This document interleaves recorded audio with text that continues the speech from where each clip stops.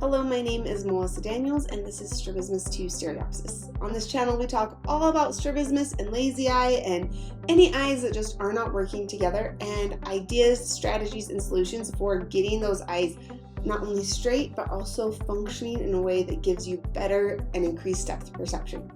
Today, I have a treat for you. I'm bringing on one of my friends who happened to have a lot of experience with strabismus when she was young, but uniquely, she hasn't had any issues as an adult. And so we're going to talk all about what her parents did with her when she was little and why she was able to have such long-term results as an adult. Before we jump into that, be sure to go over to learn.strabismussolutions.com or scan this QR code. Over there, you're going to get access to a lot of different resources that I offer. There's a strabismus support community, courses, you can sign up for a Zoom call with me, you can download free PDFs that are going to help you navigate your journey with strabismus. All right, now let's jump into that interview with Melissa. All right, so this is my friend Melissa Phelps, and she is a neighbor, and we were talking, when I first started going through my strabismus journey, I was super outspoken about everything with my vision. My eye was really severe, and I happened to bring something up to Melissa, and we have the same name, if you're getting confused. That might get confusing. And you told me that you had the same thing when you were a kid, right? Yeah, that I had strabismus of some kind as a kid, but it was when I was really little, so I didn't even know what it was compared to yours. And anyway, we just got talking, and well, then you told me you'd had surgeries, and I was like, wait, but your eyes are straight. And so then I'm like, have you done vision therapy? Like, I was asking so many questions because, like, how was it possible that you had perfectly? I'm like, can you see in 3D? And I remember thinking, yeah, right. I bet she can't see in 3D. Like, I bet she thinks she can, but she can't because you had surgeries as a kid. So, anyways, we're gonna go into this and talk about your. Hopefully, you're okay telling us about what you went through as a little kid, and then what your vision's like now, because I think this is so interesting, especially for you parents out there who are so concerned about your kids and, like, are they going to be dealing with this for the rest of their life? And I think that's a huge concern and something that maybe we're worrying about more than necessary. So, anyways, I wanted to share this case because there are great cases, and you are not going to find them on the strabismus support group because all of those people are still having problems, and that's why they're there. There's lots of people like Melissa who aren't on strabismus support groups because I'm not. I don't need to be. It's so great. Okay, so will you start out by just telling us a little bit about kind of those initial few years of life, like when your parents discovered that you had strabismus, what kind of strabismus you had, all of that? Yeah, so my mom said that she noticed my eyes were off from the day I was born. And she took me to the pediatrician, and he said, newborns often have kind of weird eyes, and so let's just give it some time. And she got pretty insistent at about when I was about 6 to 9 months old, and was like, I just know something is off. And so she took me to the pediatrician, and she said, you need to walk across the room because when I would look up, my eye would turn to the wall. And he said, oh, that's silly. And he wouldn't do it. He would not just walk across the room. That's funny. And so she kept fighting it, and she kept saying, I know that something's wrong. And these were the days that you had to have like a paper to go to a specialist, and the doctor had to sign it off. And she said, please just give me that referral so that I can take her in. And he got pretty mad and was like, fine, go waste your money. And she was like, okay, I will. Anyway, so she took me to a pediatric ophthalmologist. Mm-hmm. And he said, wow, I'm so glad that you brought her because this is one of the worst cases I've ever seen. And it turned out I had intermittent exotropia. Right. And I had surgery at about 11 months old. And they shortened the muscle on the one side. Yeah, so it's like if your eye was out here, yes, they tightened this guy, loosened that guy, but they only operated on one eye. Just the one eye. Yeah. And then after that, I don't know that there was any patching or prisms at that point. But as I grew, when I turned about 5, about the time I went to kindergarten, apparently that's another time of growth, and my eye had gone out of line again. So they did surgery again when I was 5 years old, and I assume a similar thing, shortening that muscle to get it to stop going out. And then after that, I had glasses and prisms and patches, but no other therapy like Yeah. they do now. But of course, this was 35 years ago.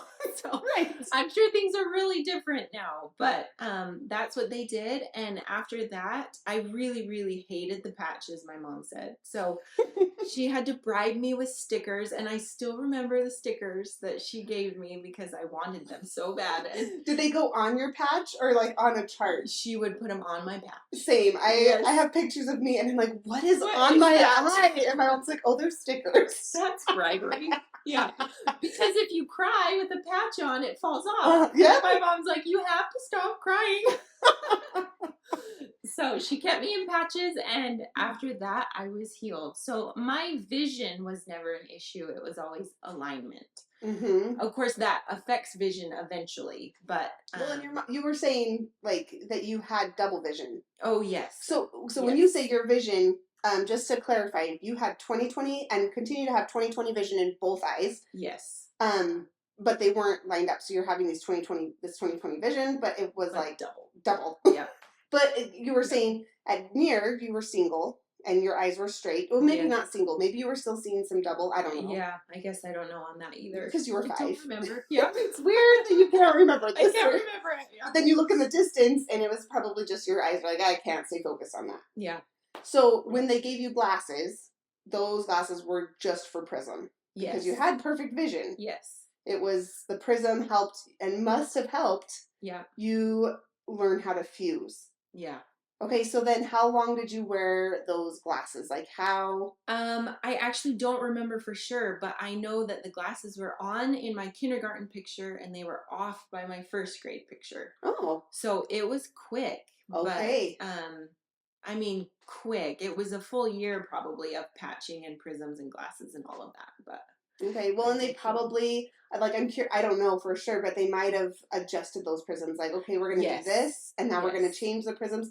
And I think that's something that a lot of people don't realize that with an intermittent exotropia, that is one of the like diagnoses that you can be like, yay! It's a lot higher success rate for surgery and for vision therapy. Whether it's just because your eyes usually can work together some of the time. I don't know. I'm going off on a tangent. I'm getting a little bit distracted. I do remember that the prisms actually stuck to my glasses. It wasn't in the glass.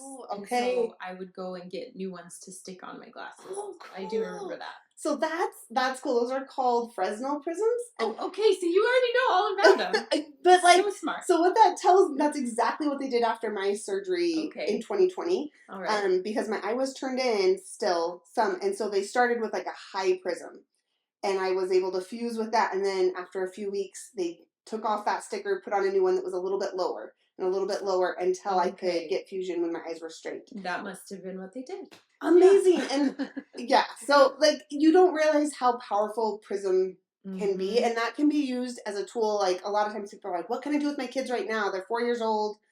And prism is a huge, like getting the right glasses and using prism to help build fusion is so amazing. So that's just so cool. Like I didn't realize that's what they did. Yes, I hated Fresnel.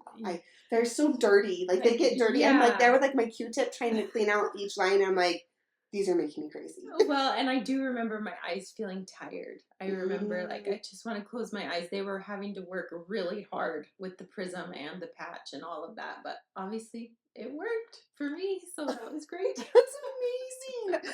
I bet they were I have a few like memories from when I was really little of like after the surgery and like trying to turn and being like, ow. Yeah. Like, that does not feel good. My eyes are so tired. Yes.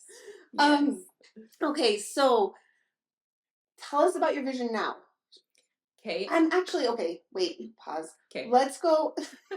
So you do all this. Your eyes are aligned. You don't need the glasses anymore. You've like basically worked down. How did you do in school? Like, did you ever have any problems in school with like reading? I know you play the piano really well. Reading music, was any of that like? Did you ever feel like there was any double vision or struggle? I don't remember any of that ever being an issue. One thing that I still experience today is if I am overly tired or have been doing something with, like if I'm on a computer for a long time or something that takes a lot of focus, I can tell that they're tired, that same tired feeling.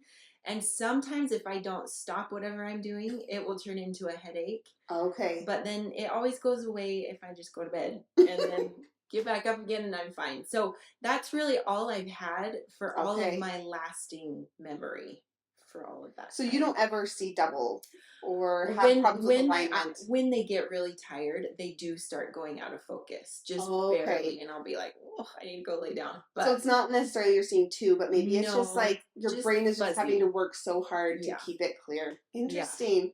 Yeah. Okay. Yeah. So that is just amazing to me. Like, so you haven't done maintenance. You've never worn glasses with prism as an adult, as a teenager. I know. It's a miracle.